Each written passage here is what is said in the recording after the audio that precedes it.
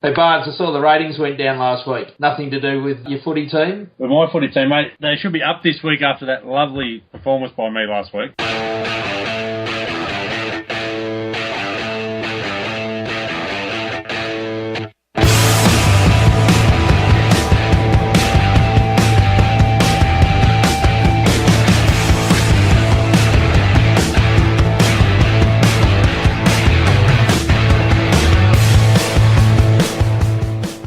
Adam, what did you think of the two-team selection? I hadn't heard of half of the players, to be honest. He's done a better job than I would have done. You obviously didn't get out to Waverley in the old days and watch the reserves run around, mate. Mate, I can remember players like Guy Rigoni and these sorts of guys in our reserves, but I'm just trying to think. I was going to Waverley Park in sort of 93, 94. Yep. So, as I say, from my point of view, at least some obscure people. It definitely is, but that's the way it goes.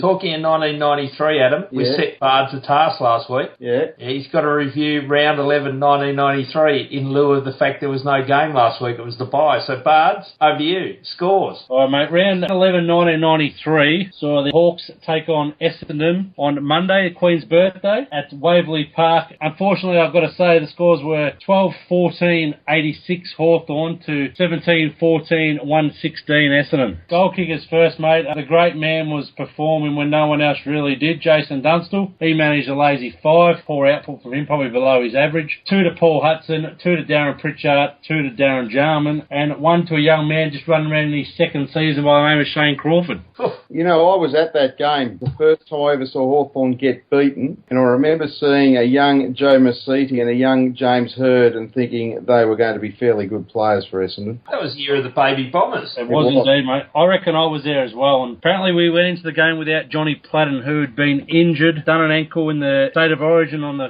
previous Saturday, and Darren Jarman was coming to the game having starred and kicked 6 goals in the State of Origin for South Australia. So both teams had won 4 games in a row heading into that one, and they got the chocolates and went on to win the flag. It was only the year before that we piled on 32 goals against Essendon. I reckon that was in 1992. It was, mate. In 1992, we beat Essendon by 160 points. Yeah. Grant asked me to review a game when we lose. Yeah, he's good, isn't he?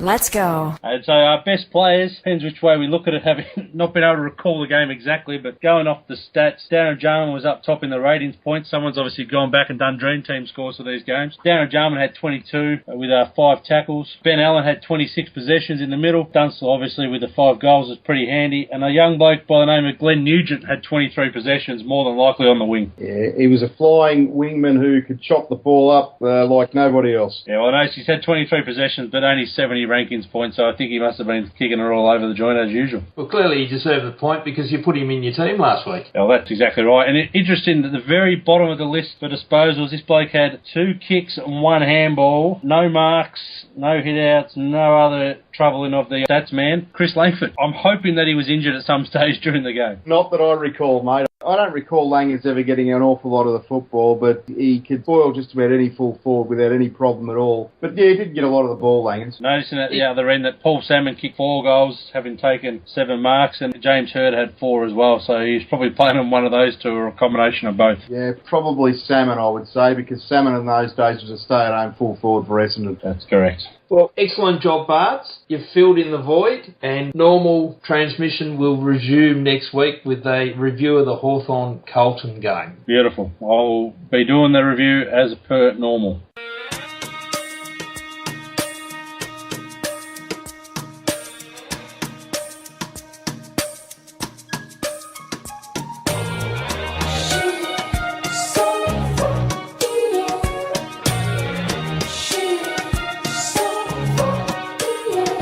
So, Adam, there's been a request for a whack, and I know you're up for this. Yeah, look, boys, all this talk about Buddy Franklin and whether he stays and whether he goes and whether he ends up at GWS or where he ends up, it's all come about because of this manufactured, and the AFL want to call it free agency, but it's not free agency at all, because what they've done is they've obviously given GWS a nice fat slush fund under the guise of a marketing fund, and the only way that GWS can afford to pay Buddy Franklin the dollars that are being bandied around, $1.5 million a year for 6 years or whatever it is to tap into this AFL marketing fund. So what the AFL have effectively done is created a system whereby they can manufacture the move of star players to top up lists for these franchise clubs that they've set up. They did it with Ablett, although Geelong got 2 very good draft picks out of that. And now they're trying to do the same with Franklin to create a marquee player for GWS. And I tell you what, it's a disgrace. It's an absolute disgrace, because Hawthorn have put many years into this guy, and whilst he's returned the favour by playing some of the best football you'll ever see, is it right that Hawthorn are compensated with a pick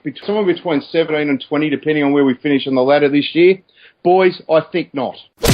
Obviously rather passionate about that one, Adam. I'm bloody annoyed about it. Even St Kilda got pick 13 for Goddard last year when he went to Essendon. Now, I know it's not the same scenario, and Essendon aren't a new franchise, but you can't tell me that Brendan Goddard is worth pick 13 and Buddy Franklin is worth pick 20. Obviously not. Look, there's 2 things at play here. One is that if it was true free agency and all the teams in the comp were on a level playing field, then I'd be happy with no compensation, because you'd probably get back as much as you lose with chasing your own. But this obviously is not even. So they've gone with compensation. But the compensation is linked to where you finish. So you do well and finish up the ladder, which we obviously will, and we get a lesser pick. If you're going to have compensation, the pick should at least be locked into start of first round, middle of first round, start of second round, middle of second round. That way you won't get the situation where potentially we could lose Franklin for pick 20 and Melbourne could lose, I don't even know if he's a free agent, but Frawley, and because they finish at the bottom, their pick will be pick 4 for him. That's ridiculous. It's exactly right. The AFL consistently now rewards mediocrity, and it's got to stop, because fans will walk away from this game if this sort of thing continues.